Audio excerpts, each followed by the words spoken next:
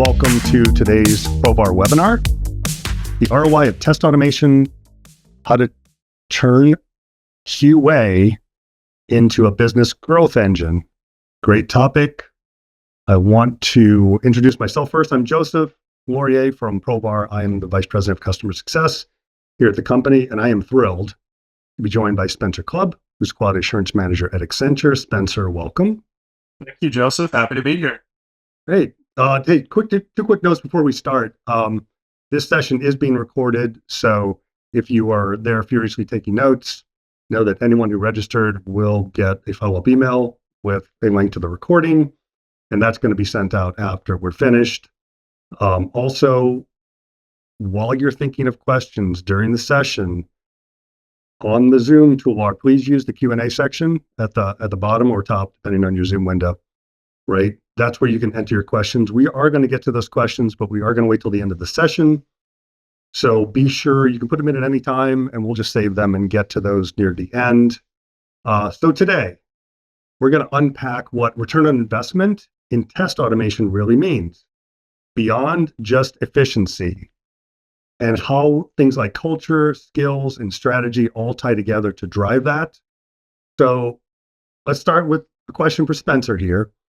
You've said before, because I've heard you talk, right, that ROI isn't just about time saved, but it's got a lot to do actually with confidence and with scalability. Can you start off by sharing how you define ROI as it relates to automation, at least in your world? Yeah, sure.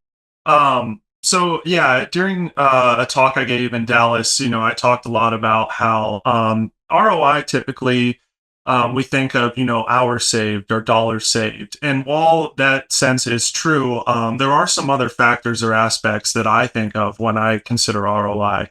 And confidence is definitely one of them. And when I consider confidence as a result of ROI, I think about, this gives us the ability to trust what we ship to production.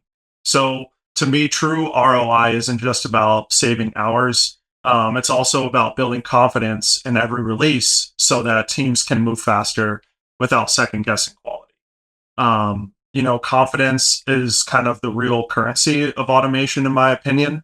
It's what lets leadership sleep at night during a release week. And when we trust our test results, then we don't really need to sit here and ask, did we test enough? And then we can begin asking, what's next? So when you build that confidence, it lets your team say yes to more releases, more projects, and more innovation without sacrificing quality. Automation has kind of turned release readiness from a guessing game into a data-driven decision. So it really kind of turns QA as a whole from, what we're traditionally thought of in some respects as a gatekeeper, and to what I like to think of as us being more of a launch enabler. And it also kind of earns the trust across your various teams. And that's really the foundation of ROI, in my opinion. I love that. I love the point about confidence as sort of a key or a gateway to the true ROI, like it's the thing that unlocks it. You've also used a phrase I've heard before around QA being a force multiplier, that I think automation can sort of amplify what teams can actually achieve. And you just hinted at this a little bit, but how have you seen that play out, maybe in terms of, release cadence or team capacity or other factors? I think, as I was saying before, when you in military terms, a force multiplier is something that gives you exponentially more capability with the same resources. I have to credit my lead, Mike Stevens, for that one. We were kind of discussing what Provar has enabled our team to do. And I feel that term is very apt for where we are now. So considering it as a force multiplier, it allows us to move faster, but without giving up stability and confidence. And so the real value is kind of faster time to release And the real value really shows when your release cycles shrink and the confidence still remains high. So you're accelerating delivery while maintaining your standards. And in our specific instance, we've shortened our test cycles dramatically, and not by cutting corners, but by cutting out some of the manual human repetition. And so, to translate that again is like our velocity went up because our manual workload went down. And I think, faster releases are really only worth it if they're stable and if you're still confident in them. And automation checks both of those boxes. And specifically, Provar has checked both of those boxes for us. So, in like plain terms, we ship sooner, we wait less, and quality doesn't wobble when we scale. And so all that, I think that's really good. That is essentially building a lot of trust in automation. And I have to assume that when that sort of level of trust increases, not just with the testing team, but with the other teams that are impacted by this, right? I assume that confidence and that trust in automation then sort of reshapes collaboration across like dev, QA, and business teams and how they work together. Yeah, definitely. To kind of think about what that collaboration looks like, automation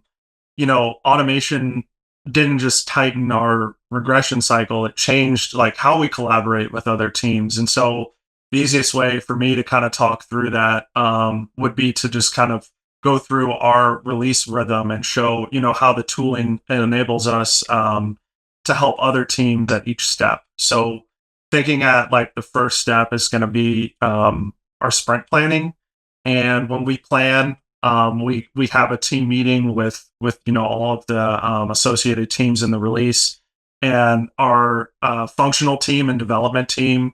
They're really great about calling out any like architectural or schema changes. So that kind of gives us a heads up that, hey, this release, we may need to go and update some of our callables or some of our, core components. And, that kind of early on notice of flagging things allows us as a quality assurance team to then plan better for the release. So that alignment really starts before any coding starts to mature, or sometimes even before any coding starts at all. And then, with that discussion, we're able to seed our test environments with data that we know we're going to need to use. So if there's any changes in the data seeding, we're also able to handle that. And then kind of thinking a little bit more. So now let's call it, we're at like a mid-sprint check. At this point, the manual test cases have passed and we're moving into automation. And in our case, my team, we do same release automation. So we're getting instant regression protection. And that gives us time to also kind of have flexibility for scope. So if we're already automating things in release, that frees up, our testers from rerunning like a growing manual checklist. And that lets us focus on new changes instead of, rechecking old ones. So you've got your manual first, then we've got rapid automation. So late tweaks or extra requirements can be accepted without creating like a very tight testing bottleneck. And then let's say, the client or whoever has a fresh idea, we can also, vet out those things too, because we have automation handling a lot of our base requirements. And then thinking a little bit more, so kind of like pre-deployment. What I really like about Provar and where we are with our system and our suite is, right before deployment, we don't brute force test the whole suite. We're able to look at, what components were modified in this release and what do we really need to run for regression versus, being scared and not having confidence in what we're running. So that allows us to execute only what the change in risk profile really kind of justify for us. And then the last piece that I can really think of in a release cycle would be the UAT support. For all of our, UAT data at this point for our client confirmation testing, we're using Provar to generate all of that data. And this allows us to, one, again, we're not having to sit there and manually generate it, which in my past experiences, I've been on teams and seen where, we're maybe spending like a week or two creating client data, and maybe it's half of a team doing it. And it's like complex data. And I really enjoy the fact that with Provar, we can use or reuse a lot of our existing assets. And then we can go to our client and just pretty much say, give us your Christmas list of data. And not only can we check everything on the list, but we can do more. If you get into UAT and decide you want additional records or you want to change things, okay, no problem. And so that's really great to be able to just like give them exactly what they want and give it to them in a quick manner without, having to spend a lot of manual hours on it. Yeah. And the last piece that I can think of there too is then, kind of post release. In a rare instance, after a release, if something slips, we're able to trace it back and say, okay, did we miss the intent of the test? Was it a data variant that we never really kind of synthesized? And then we're able to adjust based off of our findings. So our automation assets continue to evolve, and the suite doesn't just grow, it improves as well. It's sort of the shift of thinking, like in listening to you talk, it's almost like automation's not a testing tool, but a collaboration tool. And I have to think like a couple of things happen. But I think the first question that comes to mind is like, how does it shift the mindset, I think, of these team members, sort of this shift from like this entirely reactive sort of testing approach to, well, now it's more like proactive quality assurance? In my experience, a lot of testing is more reactive, and I think that's just inherent in some bits. But for me, the way that I like to think about this, I'm a big football fan. When I think of my role as a quality assurance manager, I often kind of like to relate myself to that of like a defensive coordinator on a football team. And so I think of my job in a way of protecting the app from bugs through testing. But Provar has kind of flipped that on its head, and now it's more thinking offensive minded. And so, we have our base defense, if you will, covered with Provar. And so that allows us to think about other aspects and try out other things. And it really just fosters innovation in my mind. And so the, true quality kind of means shifting from finding defects late to preventing them early. And automation is really what enables that mindset shift. Mm-hmm. And so I think, reactive QA is catching issues, whereas proactive QA is about preventing them from the beginning.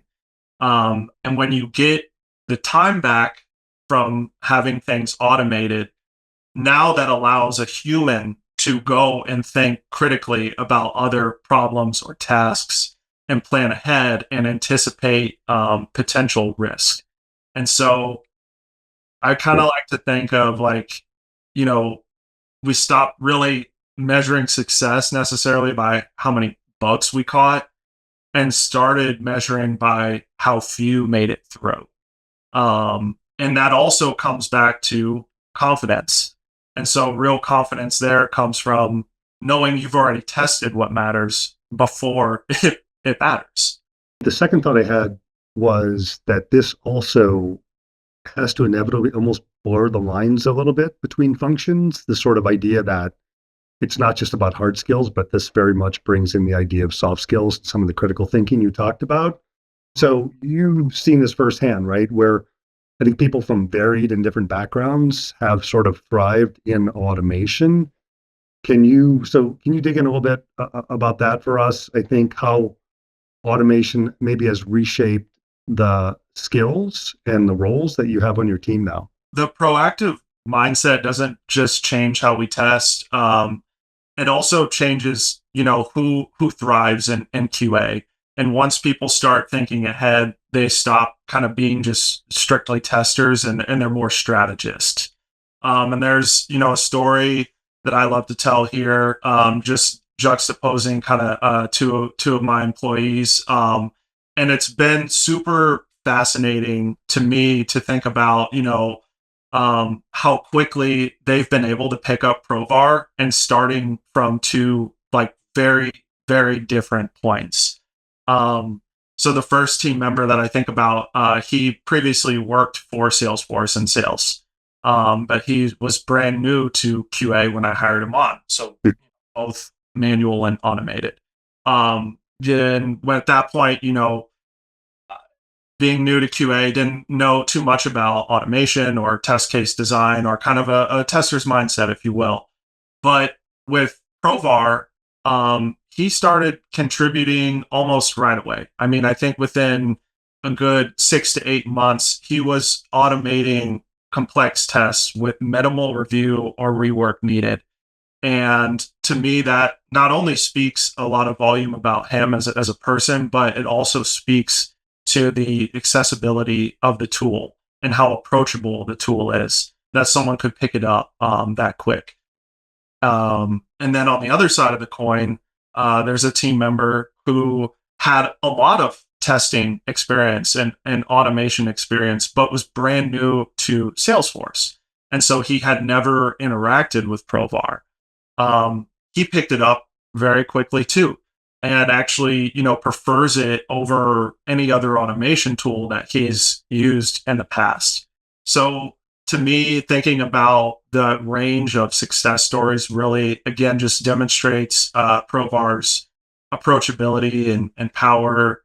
And, kind of the cherry on top of that too is we were able to achieve all of this even before having any formal Provar training. So I think that also speaks to the strength of the support ecosystem that you guys have with, University of Provar and the documentation. And then again, just coming back to how approachable the tool is. And then when we finally did take the training, it really just built on the foundation that we already had and took us to the next level. And thinking about the next level and kind of where we're at now, when I reflect on this journey and just my 10 years of experience in quality assurance, I'm really adamant that curiosity, system thinking, and mindset in a way matter a little bit more than coding or certain technical skills.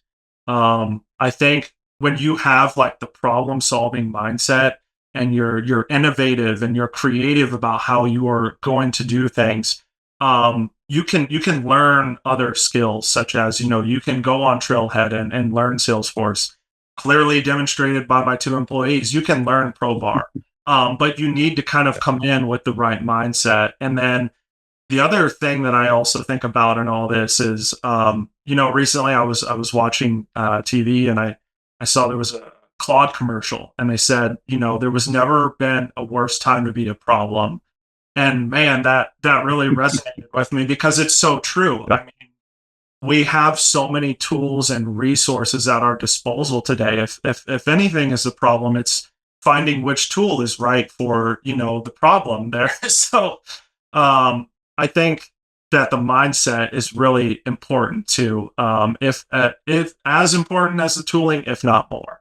I love the term strategist, by the way. I think that's very apt. And I think it's about like, despite the path, right? Finding success through like curiosity and problem solving. And this idea that an automation tester can come from anywhere, can come from any different backgrounds. I think we're probably people on the call who are trying to build that kind of environment, right? So let's assume at least foundationally that automation is accessible and it's empowering for these people in this way. What advice would you give to people who are listening who would like to build the same sort of environment? So Provar really makes automation accessible. And again, like there are things that now you can supplement with AI or with other tools an example of that would be I'm a major proponent of Copilot Premium. That's kind of bread and butter right now, what we're using for a lot of things. And I admittedly do not, I could not code Java. I can read different files and understand what's going on. But if you asked me to, build you something from scratch, not within my wheelhouse. However, I have a friend, Copilot, that can. And so I think now it's just a matter of like, if you have an idea, you can probably find the tools to enact that idea and put it out there. And then, going kind of back to Provar, I love Test Builder. I think Test Builder is such an awesome tool, and I kind of like it more than any like screen recorder because you're still stepping through things and it's still causing you to think critically about each step that you're adding into tests. But it's going to help you do it as well. And whether that's in Salesforce or on an experience site, Test Builder is there to kind of usher you through the whole experience and creating that test. And so that goes back to kind of, low code authoring and it being declarative. And then for anything that isn't declarative, so, if you need a custom API, then you can use, your tools to help you there. And I think the other piece is, automation really lifts testers out of repetitive reruns and it promotes quality assurance folks into higher value work. So instead of spending hours revalidating the same flows, we're able to help shape coverage strategy, clarify acceptance criteria early on, and kind of decide which risks need to be protected. And that comes from having the basics guarded. And so that time kind of shifts to exploratory and edge case probing and, integration nuances, early prototype feedback. So that really helps expand, quality assurance roles. And then it also allows, senior testers to kind of coach junior testers. So on, intent, smart design, just tracking different things. So it really just elevates the quality assurance team as a whole. And hearing you describe that, it really does sound like the opposite of reactive. It's like this idea. I mean, and you use the term strategist, and I just want to double down on that. I think that it does really sound strategic when you talk that way. But I'm wondering, as you're chatting, like how much of this is just culture, like, and sort of making sure that you create this culture with, the values, I think curiosity and inclusivity and thinking down these different paths like you're talking about. A lot of people have a team in place, right? That challenge, I mean, the challenges around creating that kind of culture that sets these sort of standards for automation. How do you approach the cultural aspect of this, I guess? Great question. I love the culture piece of this. Don't get me wrong, I love the tooling and the technical bits, but for me, the culture piece is what really kind of excites me. And thinking about culture, there's a couple pillars of culture, if you will, that I think are just super fundamental to having success as a quality assurance team. And the first one that I would call out would be, you gotta set clear standards and expectations early on. People need to understand exactly what they should be doing at different parts of a release. And then, when you set those standards and expectations, you have to make sure that people are very clear on those things, because that feeds into the next pillar, which is accountability. And accountability starts at the top. And so on my team, it starts with me. And anytime I, make a mistake, I'm going to own it. And I'm going to own it in front of everyone too. And when I make mistakes, I'm going to share them because that's how we as a unit grow. And I want an environment where people are not scared to make mistakes because they're going to happen. And when they happen, it's say, hey, let's review this and let's talk about this. And I never want to make someone feel afraid to try things out or to think about things differently. Because as much as my team may be learning from me, I'm learning from them as well. This our automation framework, it's a team effort, and so you really need people to buy into that. And the culture, it has to be organic and authentic. And for that to happen, people need to feel like they have a say in it. Mhm. It can't really be dictated down. And so, I kind of think back to when I was in school, I was in a psychology class, and they talked about, the principles of like, when you enclose someone, all they're going to do is kind of bump up against the walls. But when you give someone a lot of space to move around, but there are some guardrails, but there's just a ton of space, they might not even realize that there are guardrails. And so that's kind of what I try to do, is just give people the space to operate, but understanding, what's expected and what we're doing. And then to really kind of champion that culture, I like to have a little bit of fun. You need to inject some fun into things, and so we came up with a team motto, and the motto is we call it MOTH, which stands for meticulously organized and flawless, and that's what we want all of our test cases. I really challenged my team one day. We got on a call, and I said, guys, I said, the steps that I'm seeing here, they're not detailed enough and they're not clear enough. I want these to be so clear and so detailed that we could have, our client account lead come in and ask for our test results, and we could run a test and export it. And this person so high up could read it and clearly understand what this test is. And so, they really took that to heart. And since we established our motto, they have done an excellent job of just being really meticulous with what they're doing and how they're doing it. I love that. Your motto. I might actually steal that. But I think it gets at like this idea of intent, being thoughtful, the sort of idea of being setting standards and being meticulous. I mean, is that I mean, cultivating that mindset, maybe like it sounds good high level maybe for people, but how do you balance like setting those sort of meticulous and organized and flawless standards? That sounds very restrictive, like on one hand, but then you talked about giving them space to Mhm. innovate. How do you maybe dig in a little bit on the balance between those two things for folks? It's definitely a balance, because, as you're saying at face value, it does sound rather restrictive. And so the way that, we kind of balance that is, I'm a big champion of kind of the 1% better mindset. Mhm. Somewhere, somehow I kind of heard about it. And, when you think about if you come into work each day with a 1% better mindset, there's what, 48, 50 weekends in a year. You take that out of 365, take your holidays, all that out, there's still 100 days where if you come in with that 1% mindset, you're going to get 100% better year over year. And sure, it's small, but when you add it all up, it's rather large.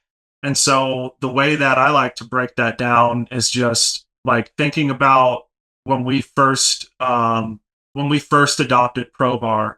Man, we had so many questions. And what I did, and I'm so thankful that I did it, is we created a question log.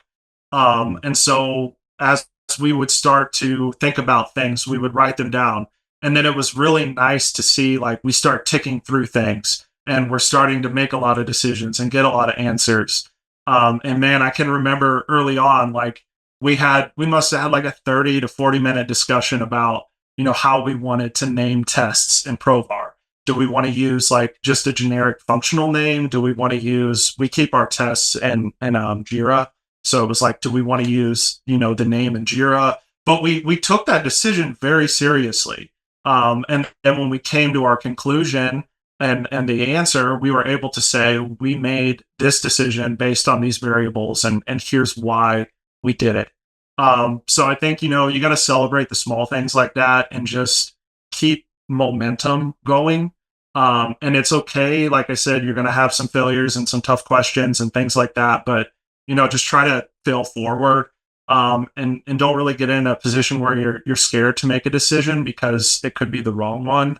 You can always, that comes back to being accountable. My team can tell you, I don't know how many times I've said, let's do this. And then maybe even the same day I come back and go, I like the other one better.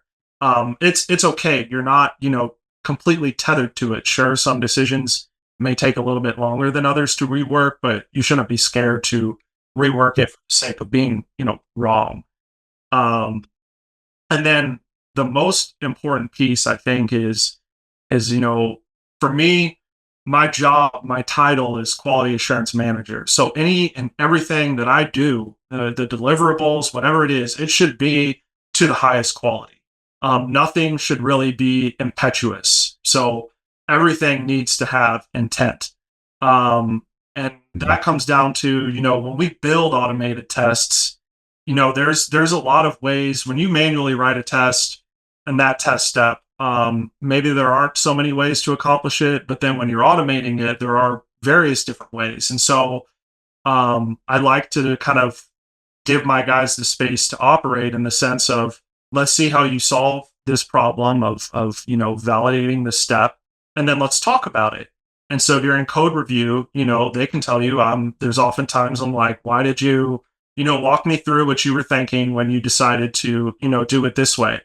And I might have come into the discussion thinking maybe it should be done a different way, but by the end of it, I'm like, okay, I understand.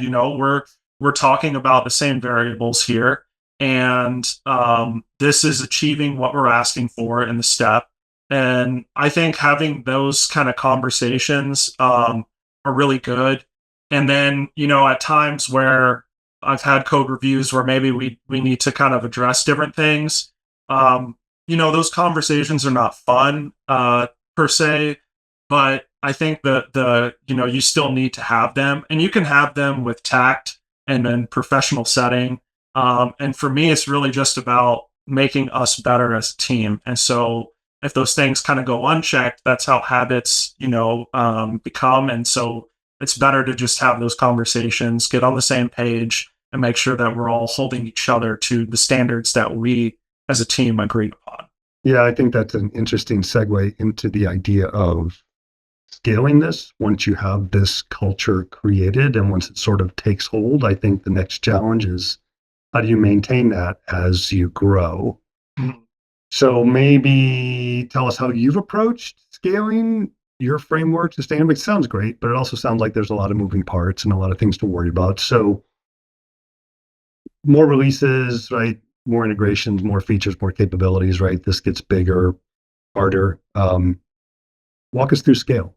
True scalability isn't really about growing headcount. I think it's more for me about making our existing team more capable. And we've scaled testing coverage across multiple releases and integration without adding headcount. I think this past spring and summer, we had maybe 10 to 12 different micro releases, and we were able to use Provar to handle all of those. And so when Provar is letting us automate confidently, even as the system is growing, our tests are still staying stable through the change. So it's really coming down to smarter reuse, and building framework that supports speed and not stress. And when you're beginning to scale, you just still have to kind of keep those bits of culture with it, and then let that automation kind of compound over time. And the other piece of that I've seen is as our automation coverage continues to expand, defects shrink. And it's not because we're testing more necessarily, but because we are testing smarter. And with better defect coverage, defects in production drop, obviously, and that's the clearest indication of confidence paying off there. And then, we're catching kind of regression or other issues before they impact users and not after, which is huge. And I think anyone in quality assurance can really appreciate when you catch something and you're like, oh, I'm glad that, wasn't in production or we didn't have to hear about that one. So Yep. that kind of causes the conversation to shift from what broke to, okay, how can we improve in our next release? And that reliability builds credibility with not only the team, but also your clients. Um, and then the final point I can think of there too is that automation doesn't just test, but it also documents. There have been times where our functional team will come back and say, hey, last release, on this page layout, what did this look like? And that allows us to have an audit trail because we're running regression every release. Provar is taking screenshots and capturing all of our metrics and validation. And so that gives us evidence of what ran, when it ran, and what the outcome was. And that's huge for compliance heavy projects where, validation and traceability matter, which is especially, here in the public sector. So instead of scrambling for screenshots, or spreadsheets, or whatever it may be, we have automated proof that's ready and accessible.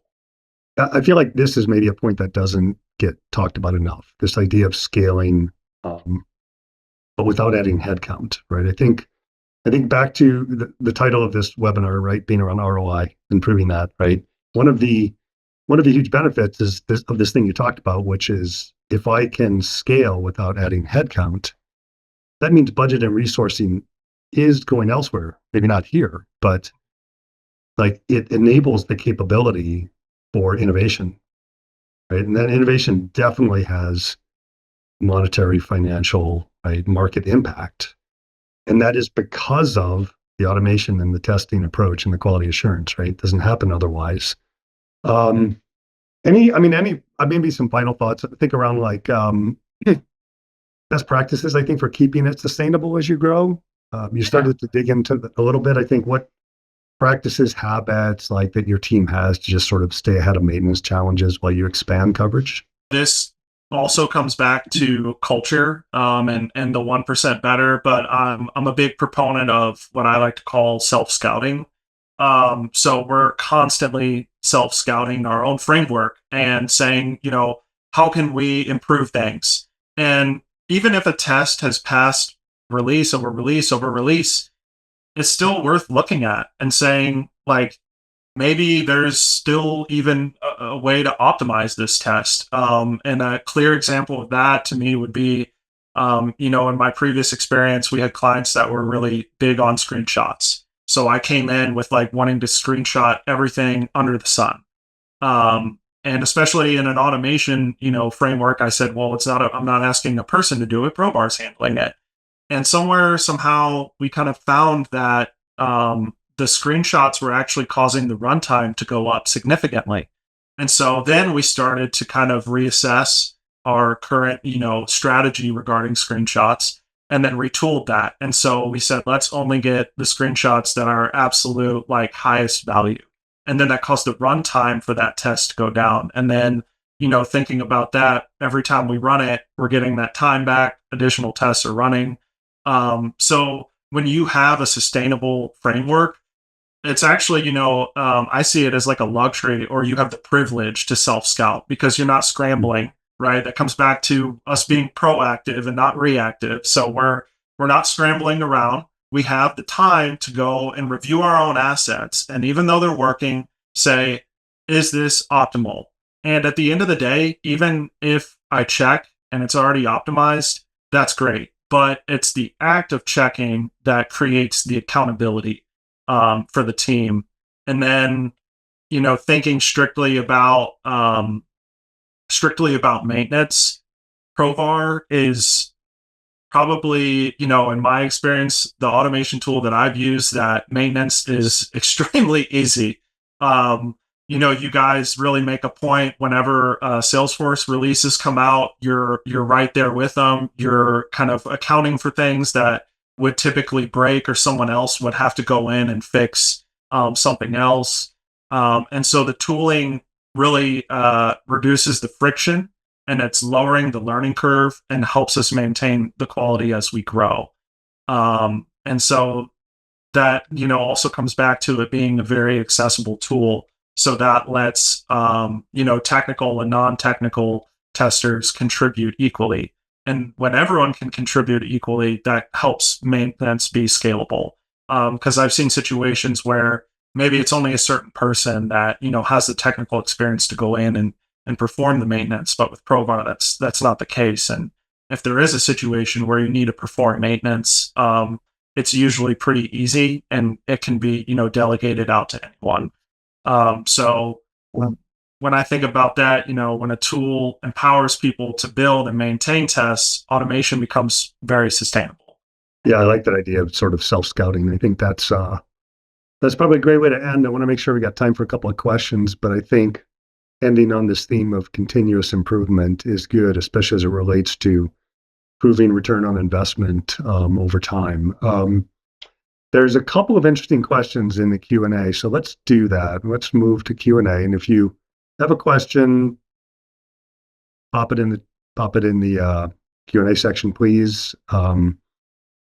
I think one is probably, there's a couple of interesting. One is more of the giving someone a place to start. There's a question around like, how do you create this culture when you're at the very beginning, you don't have automation set up yet, and the QA is sort of stuck in this manual mode. And I think it's a question for you, maybe in the early days, especially looking in hindsight, Spencer, how do you break that cycle and how do you get started and get to some of this ROI you're talking about?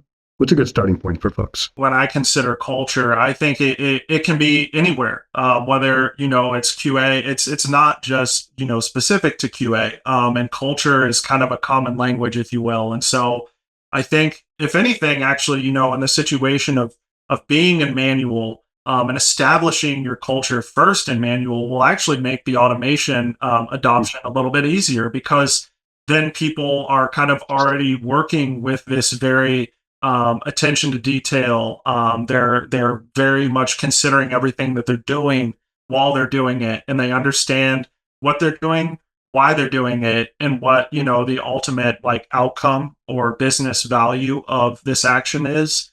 And so I agree that manual testing, is can be mundane at times. And then, when you're establishing that culture manually, I think you just kind of, you can create that sense of accountability and expectations even with manual testing. So I think building it first manually and then scaling it to automation actually kind of works out a little bit better sometimes. I think that gets at something I've always believed, which is if you think in terms of the simple triangle of people, process, and technology, like technology is only beneficial once you have people and process figured out, like what roles, what processes, what workflows, like what does success look like. Then you can add technology to sort of to use a Spencer term from this webinar to force multiply that, right? So I think what you're saying is that's true. That's true for testing as well. Like if it doesn't matter if you have manual testers, that's okay. You start with what are the roles? How does this process work best? How do we measure success? And then once you've established some of that, what you're calling culture really, right, is well, then I can add tooling or automation in this case, right, to speed that up, right, to sort of add that speed to the equation. But it starts with culture, mindset, roles, the right focus, right? What does success look like as a starting point? Yeah. Yeah. And, like thinking back in my manual days, and even now, like we still, write our manual test cases first and then those get transposed into automation, but being very deliberate about, the verbiage you're using, and how you're writing these test cases. And I always tell people you should write the test case in a manner that anyone can pick it up and use it. And I always think back to, I think I must have been in like middle school or elementary school or something. And, we had an exercise where you had to make a peanut butter jelly sandwich and you had to sit there and write out step by step how to do it. Oh, you didn't say to take the jar off of the peanut butter, or sorry, the lid off the jar. How do I know to do that? And so I always think about, being that meticulous with things. And so, you can still create that culture in a manual sense, and just it's being deliberate with what you're doing. I think you opened the Pandora's box on this one by mentioning Copilot. So I think there's a couple of questions around AI. let's lump those into a generic AI question, which is like, where can AI play now, and where do we, and even if you want to project, and where do you think it's going to play a role? Um, there was a question specifically about integrating Copilot with some of the workflow, and you brought that up. But I think it's a good general question around maybe AI impact short term and long term.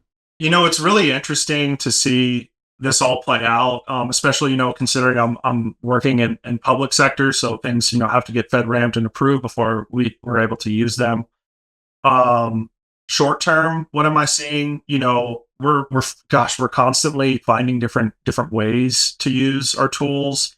I gave an example in Dallas, and I'll talk about it here again too. Is Harrison Tangersley, one of my employees, had this great idea. We were talking about Copilot agents one day, and he gave me this idea of creating like a bug writing agent. Because our bugs were kind of coming out a little bit differently, and although we have documentation of how to write bugs and stuff, they still, people vacillate. We are people at the end of the day. And so I created this like bug writing agent, and what it does is you feed it, the information that it needs, and then each bug is written in a very specific manner. So you've got, your title summary, then you've got your description, then you've got your expected action, and then your actual action, and then steps to recreate, and all of that. So it keeps it consistent, and it allows our dev team to, then churn through tickets without having to really like dig too much into the ticket or think too much about it. And so short term, I like testing specific. I see a lot of use cases like that. I still, I heard it at a meeting we had internally, and I think Julie Sweet might have said it recently too. But in my opinion, I think it's not necessarily AI that is going to flat out take someone's job, but I think it's the human that's using AI in a more efficient and more valuable manner that's going to beat out another human who isn't using the tool in that manner. And so, I think that also comes back to what you were talking about with the triangle. And so it's really just trying to kind of figure out different ways to integrate AI into different workflows or tasks. Like right now, we're trying to, use it to handle our RTM creation. And so short term, I see that. Long term, I see, I'm really excited about some of the features you guys have in V3. And I see those being kind of more the long term gambit things. And so just like, we had a lot of this release, we had an LWC Lightning Web Component where you could bulk upload things. And so with the way that played out, a human would have had to sit there and create, I think it was like, there were like, you could create 20 at a time or something, but one human would have had to make, 20 elements. And instead, Matthew Vela, one of my employees, he said, he just asked Copilot. He created one element, and then he said, duplicate this 20 times. And when he told me that, I was really happy because I was hoping he would go about it that way, and he did. And so, yeah, that's kind of, I'm really excited about it. And I think, for myself, I just try to kind of use it in different ways and just expose myself to it as much as I can. I think it needs to be thought of as a tool like anything else, right? And so back to some of the themes of this, if the true ROI of test automation is really around the ability to get to innovation, sorry. Automation, it's an automation topic. Yeah, it really is about getting to innovation, right? And that idea, like, I'm really stuck on the concept of like, after this investment in automation, I can scale without adding more people. Well, AI fits right into that, right? AI is about scale. You're still going to need a lot of the things we have talked about today, this critical thinking, this curiosity. There are elements where humans play a big role. And how do you double down on those and keep people to the high value things, but have automation, including AI, do the mundane stuff like duplicating something 20 times? Like, AI is really good at that.